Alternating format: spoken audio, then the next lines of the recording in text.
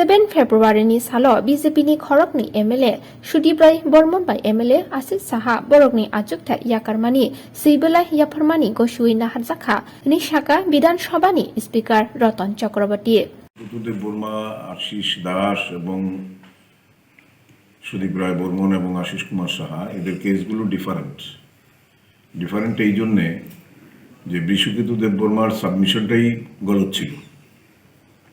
উনি নিজে আসেননি, উনি ডাকযোগে পাঠিয়েছিলেন। দ্বিতীয় দফায় এসে যখন দিয়েছেন সেটার পরে তাদেরকে ডাকা হয়েছে, কিন্তু তারা আসেননি। এরপরে তাদেরকে আবার আমরা সামন করেছি। লাস্ট ডেট দেওয়া হয়েছে এই মাসের 14 তারিখ। তো 14 তারিখে উনি যদি হাজির না হন তাহলে অবশ্যই তার বিরুদ্ধে আমরা ব্যবস্থা গ্রহণ করব। আর আশিস দাসের ক্ষেত্রে in spite of our repeated effort দীর্ঘ সময় আমরা দিয়েছি ওনাকেও, কয়েক মাস বিভিন্নভাবে রিপোর্ট পাঠিয়েছি, বিভিন্নভাবে তাকে হাজির হওয়ার জন্য বলেছি, কিন্তু উনি না কোনো চিঠি দিয়েছেন, না সময় চেয়েছেন, না হাজির হয়েছেন। ক্রমাগত ওনার মতো করেই উনি চলেছেন এবং বিভিন্ন দলে অন্য দলে গিয়ে তার পতাকা গ্রহণ করেছেন। অ্যান্টি ডিফেকশনের যা যা প্রয়োগ করার সবগুলি তিনি কোয়ালিফাই করেছিলেন।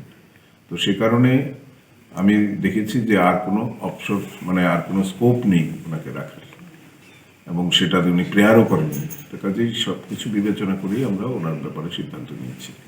আর এছাড়া যেটা বিশ্বকেতুবাবুর ব্যাপারটা, সেটাও এই মাসের মধ্যেই সিদ্ধান্ত আশা করি হয়ে যাবে।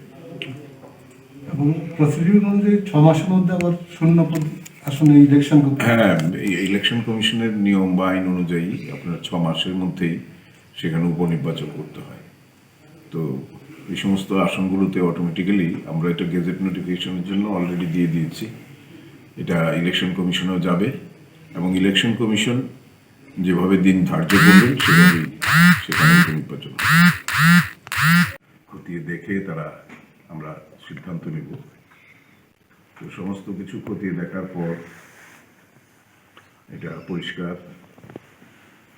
যে তাদের এই পদত্যাগপত্র গ্রহণ করা যায়। অ্যাকর্ডিংলি আমি তাদের পদত্যাগপত্র গ্রহণ করেছি এবং তারা গতকাল 7 তারিখ 7ই ফেব্রুয়ারি 2022 দুপুর থেকে তারা তাদের বিধানসভার সদস্যপদ হারিয়েছে। Now they will be considered as the ex-member of this assembly house.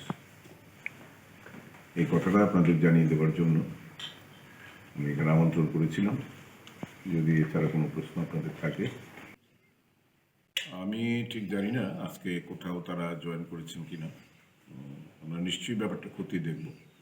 যদি অন্য কোনো দলে জয়েন করে থাকেন তাহলে অবশ্যই আমরা অ্যান্টি ডিফেকশন রুলসে যা আছে সেই জিনিসগুলো খতিয়ে দেখে আমরা ব্যবস্থা নেব।